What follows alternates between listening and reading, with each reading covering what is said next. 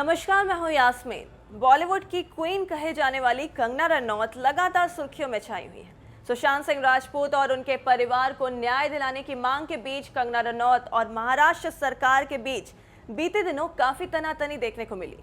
वहीं हाल ही में बीएमसी ने कंगना रनौत के ऑफिस पर बुलडोजर चलाया और इस बीच big boss fame Rakhi Sawant ने कंगना रनौत को लेकर कुछ ऐसा कह दिया कि अब हर जगह उनकी खिल्ली उड़ रही है। राखी सावंत ने अपने इंस्टाग्राम अकाउंट पर एक वीडियो शेयर किया जिसमें उन्होंने कहा कि कंगना के साथ जो भी हो रहा है वो अच्छा हो रहा है। राखी सावंत के इस वीडियो पर कमेंट कर कंगना के फैंस उन्हें लताड़ लगा रहे हैं। एक यूजर ने लिखा, मुंह काला तो पता है किसका है और वी आर विद कंगना। उसने किसी को भी कुछ गलत नहीं कहा है, बस उसकी जंग ये 2 कौड़ी के एक्टर एंड एक्ट्रेस से है, तो कीप योर माउथ शट। वहीं एक दूसरे यूजर ने कमेंट करते हुए लिखा, कंगना इज ऑलवेज राइट, शेरनी है शेरनी। इसके अलावा एक और यूजर ने राखी को लताड़ लगाते हुए लिखा है, गालियां सुनने के लिए वीडियो बनाती हो आप, कभी कुछ अच्छा भी किया करो, लोग तारीफ करें आपकी, क्यों ऐसे ही अपनी बेइज्जती करवाती हो। वहीं एक और यूजर ने लिखा, चुप कर गधी, तेरा कुछ नहीं हो सकता। इतना ही नहीं, एक और यूजर ने लिखा है, बकवास मत कर चुड़ैल। तो देखा आपने, राखी सावंत को कंगना के खिलाफ बयानबाजी करना काफी ज्यादा भारी पड़ गया है। किसी ने उन्हें गधी तो किसी ने उन्हें चुड़ैल बोल दिया है। बता दें कि इन दिनों कंगना लगातार शिवसेना संघ विवाद को लेकर चर्चाओं में है। वहीं दूसरी तरफ कई लोग कंगना का खुलकर सपोर्ट भी कर रहे हैं और शिवसेना को लताड़ लगा रहे हैं। इन दिनों जो भी कंगना से पंगा ले रहा है उसे मुंह की खानी पड़ रही है और अब राखी ने भी कंगना के खिलाफ बयानबाजी करके खुद को ट्रोल करा दिया है। जाते जाते आपको सुनाते हैं राखी सावंत का वो बयान जिसमें उन्होंने कंगना के खिलाफ जहर उगला है।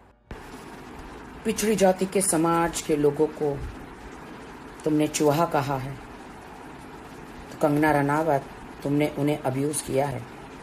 पिछड़ी जाति के लोगों को बुरा बोलने के लिए कंगना रनावत तेरा मुंह काला। अगर तुम इंसान हो तो उन सब से माफी मांगो। हर इंसान एक समान है।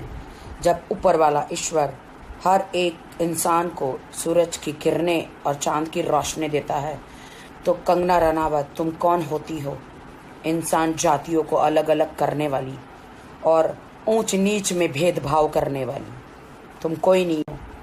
इसलिए तुमने पिछड़ी जाति के लोगों को चूहा कहा है। चूहिया तुम हो। 100 चूहे खा के हज को चली कंगना रनावत, तो तुम हो चूहिया, ना कि हमारे लोग हैं। हिंदुस्तान का संविधान पढ़ो। आज तुम आजाद हो बिकॉज हमारा संविधान स्ट्रांग है। डॉक्टर बाबा साहेब आम्बेडकर जी ने जो नेक काम किए हैं, जो संविधान को लाए हैं, जो बदला है, वो कोई नहीं कर सकता। जय भीम। पुराने ज़माने में औरतें हस्बैंड के मर जाने के बाद सती की जाती थी, उनके बाल निकाल दिए जाते थे। आज तुम आज़ाद हो क्योंकि हमारे लिए संविधान है, हमारे लेजेंडों ने हमारे लिए बलिदान दिया है। और तुम हमारे पिछड़ी जाति के लोगों को, हमारे समाज को तुम अब्यूज़ करती हो।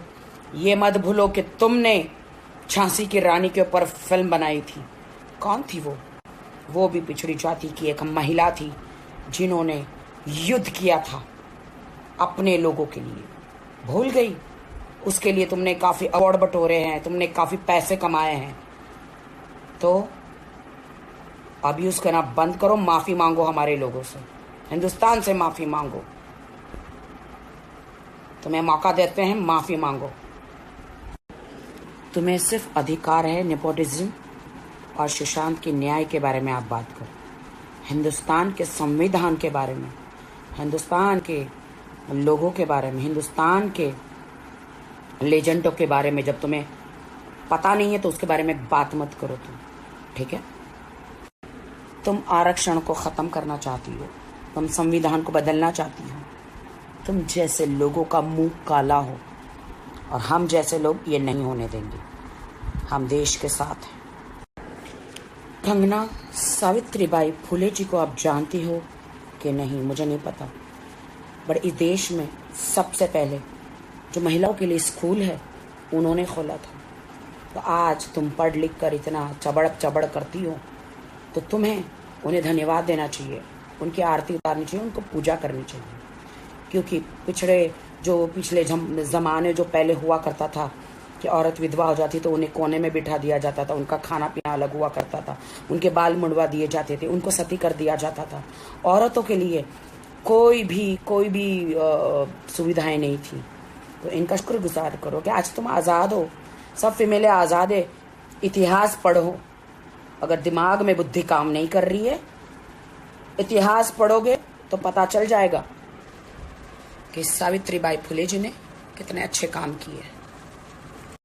कंगना रनावत, संविधान पढ़ो। संविधान नहीं होता तो तुम्हें जौहर करना पड़ता, और अनफॉर्चुनेट अगर तुम विधवा हो जाती तो तुम्हें सती हो जाना पड़ता, एक कोने में बैठे रहना पड़ता, संसार से अलग कर दिया जाता, और तुम दूसरी शादी भी नहीं कर सकती थी। इसीलिए संविधान पढ़ो, सोचे समझे बगैर मत बोलो।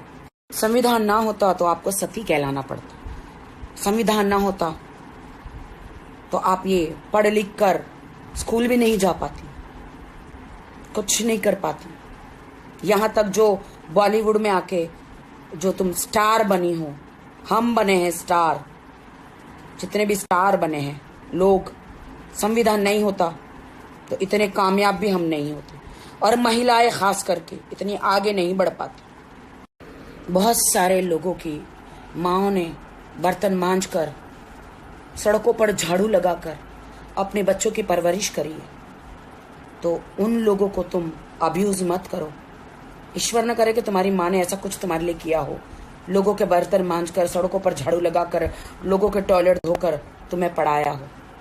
अगर तुम्हें अच्छी परवरिश मिली है तो वो संविधान को धन्यवाद कहो, ईश्वर को धन्यवाद कहो। तो दूसरों को, पिछड़ी जाति के समाज को तुम अब्यूज मत करो।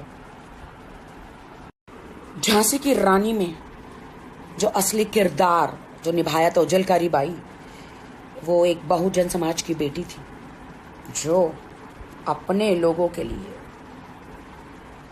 लड़ी थी। तो क्या ये आप भूल गई? तो आप सुशांत के लिए न्याय मांगो, उसके खूनी को तो हम भी ढूंढ रहे हैं। 4 फोटो मोदी जी के साथ क्लिक कराने से आप देश के प्रधानमंत्री नहीं बन जाएगी। तुम 4 फोटो तुमने क्लिक कराए, हम तो मोदी जी के पास उधर जाके हम उनको खुद मिलकर आए हैं। और मोदी जी से एक बार नहीं 2-3 बार हम मिले हैं, लेकिन हमने कभी नहीं सोचा कि हम देश को हाथ में ले लेंगे। मोदी जी के साथ 4 फोटो खिंचवाने से, मोदी जी को 2-4 बार मिलने से तुम खुद को प्रधानमंत्री समझ के बैठी हो क्या? गलतफहमी में जीना बंद करो कंगना रनावत।